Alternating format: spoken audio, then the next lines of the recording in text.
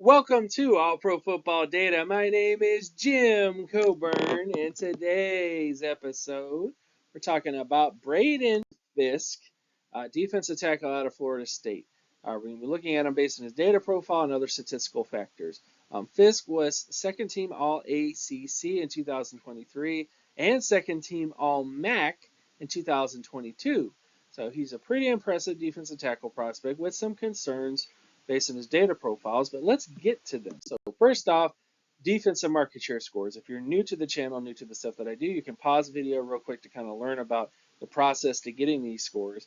But this is how Fiske tested in terms of his data. He had a 90 plus percentile solo tackle score, 80 plus percentile in terms of his sack score, and 80 percentile in terms of his tackle for loss score. This is out of 1,729 defensive tackles since the 1989 NFL draft class. Pretty good production overall, I would say, as a defensive tackle prospect. And then, of course, when you look at his other market share data, so this takes a look at his forced fumble market share, pass deflection market share, and interception market share. All these areas, again, pretty impressive. Near the 80 percentile in terms of his pass deflection and interception market share, and then he was in the 80 plus percentile, basically near the 90 percentile in terms of his forced fumble market share. So he's a defensive tackle that can kind of do it all. He can get pass deflections at the line of scrimmage. He can get sacks. He can get tackles, obviously, sideline to sideline. He can get interceptions even. You know, the occasional interception never hurts when you're a defensive tackle.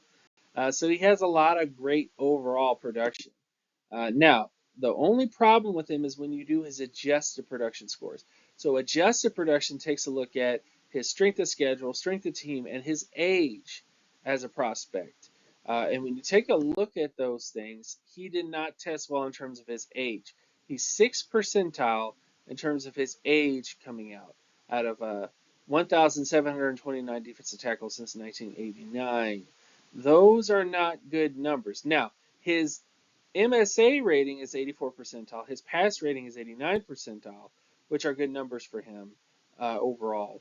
And again, MSA just looks at the sacks, solo tackles, and tackle for loss. And then the pass rating takes a look at every single number, including forced fumbles, pass deflections, interceptions, stuff like that. So he tested well production-wise, but his age is definitely a bit of a concern when you look at him as a prospect.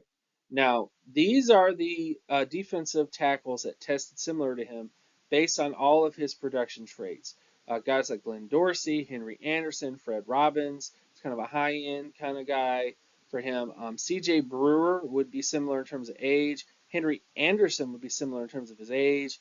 And then, of course, Joe Villano would also be similar to him in terms of age. So he tested more like a starter. Even though he had great production, he tested more like a starter, mainly due to his age and strength of schedule and those types of things for him.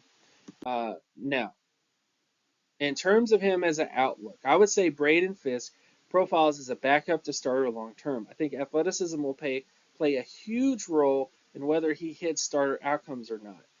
His biggest weakness is his age. However, he could end up becoming a strong rotational tackle in the NFL or a strong starting tackle, defensive tackle at the NFL level.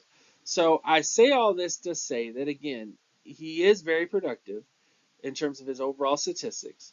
I'm not going to try to discount somebody just because of their age, but that is a bit of a concern in terms of long-term projection. When you look at the prospects that are similar to him based on his age data, it's a little concerning, guys. It just is.